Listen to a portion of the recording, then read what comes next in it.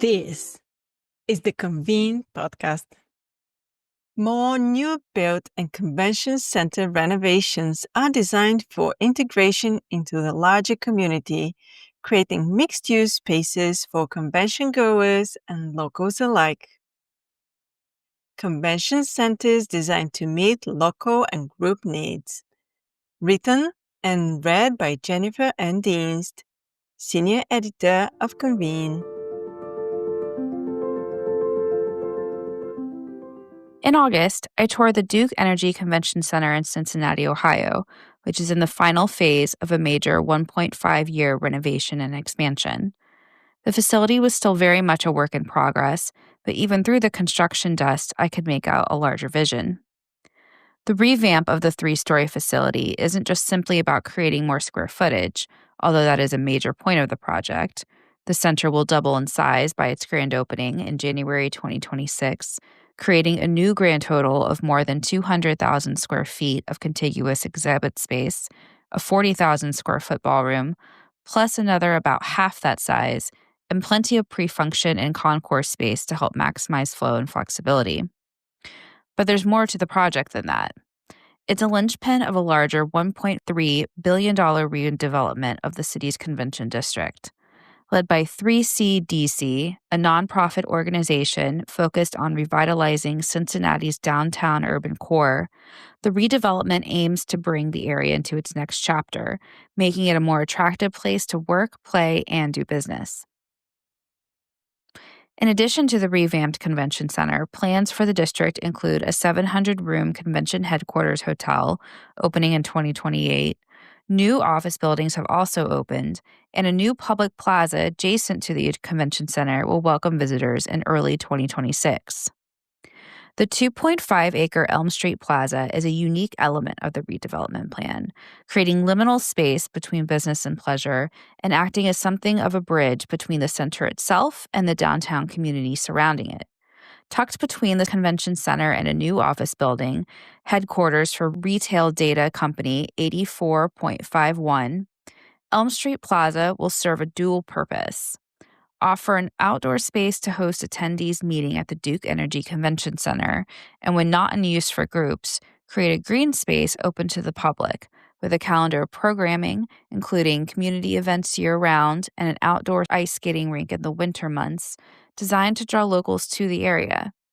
With a pavilion bar, dog park, water features, and park-like space, this plaza is meant to attract downtown dwelling office workers and residents frequenting the 5th Street corridor, which also includes the popular Fountain Square, where companies like Paycor and Deloitte, along with numerous restaurants and retail stores, are located. Designing Elm Street Plaza as both a convention amenity and a public space brings a new vibrancy to the heart of downtown, said Visit Cincy President and CEO Julie Calvert. That dual role not only strengthens Cincinnati's convention appeal, but also creates an everyday energy that keeps downtown more welcoming and dynamic. In good company. Cincinnati isn't the only city re-envisioning how mixed-use space around their convention centers can work to their advantage.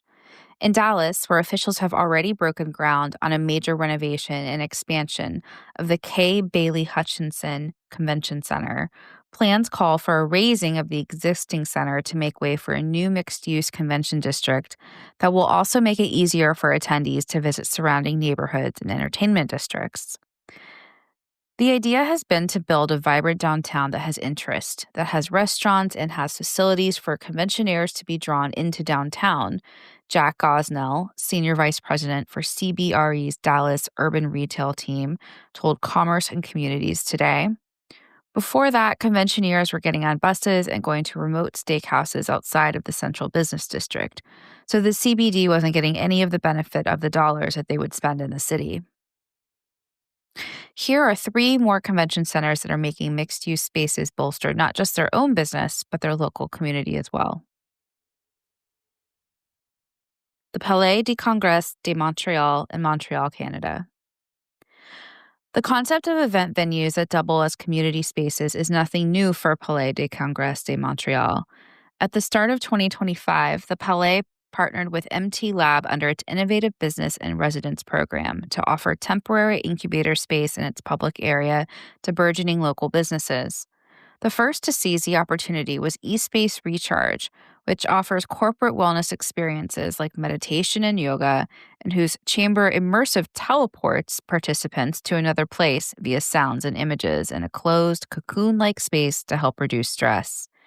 The idea is that offering dedicated workspace to entrepreneurs can help them test their concepts in a real-world environment in the Palais downtown location, giving them prime visibility since many members of the local community frequent the public space. The Palais also regularly hosts art exhibitions as part of a larger goal of embedding itself in the local community. For example, last year the Palais hosted Biolumin, an installation by Toronto artist Radha Chadha and architectural firm Raw Design during Lumino, an annual festival celebrating winter through art and creative experiences around the city. Biolumin, set up outside in front of the Palais' colorful glass facade, invited visitors and passerby to stop and engage with the installation, which used projections and color to convey the magic of the ocean's bioluminescent creatures. New Orleans Ernest N. Morial Convention Center. Since 2018, a $557 million multi-phase capital improvement plan for the New Orleans Ernest N. Morial Convention Center has gradually reinvented the city's convention experience. Many of the upgrades have taken place inside the facility, but how visitors and locals alike connect with the destination at large also has been reimagined, thanks to a new $65 million transportation hub and a 7.5 pedestrian park, which opened in 2020. Featuring a linear design that stretches along the entirety of the 11-block convention center, the pedestrian park has created a walkable promenade that replaces the previous 4 lanes of vehicular street traffic. Along it, visitors will find green space dotted with benches, public art, and water features, as well as native trees and plants like Louisiana irises, magnolias, oaks, and sycamores. It's an idyllic backdrop for entertaining groups along the new porches that line the convention center entrance, or for attendees to pass through while making their way to the neighboring River District, a new mixed-use neighborhood being developed by the Ernest N. Morial New Orleans Exhibition Authority. Spanning 39 acres of dining, retail, housing, and entertainment options along the Mississippi River, the River District has been under construction since 2023, and earlier this year celebrated the groundbreaking of Shell's new Gulf of America headquarters.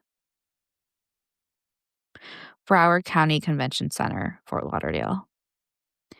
In Greater Fort Lauderdale, everything seems to happen in, on, or near the water.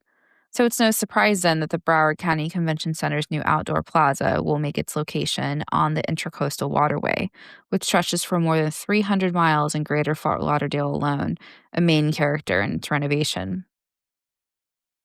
The 6-acre plaza is just one piece of a larger $1.3 billion multi-phase expansion project, which will provide a breezy backdrop for conventioneers to gather outdoors after a long day in sessions. But its design, which is still being finalized as of August, according to the center's senior marketing manager, Jorge Solis, will go beyond more than just hosting ancillary events at the center.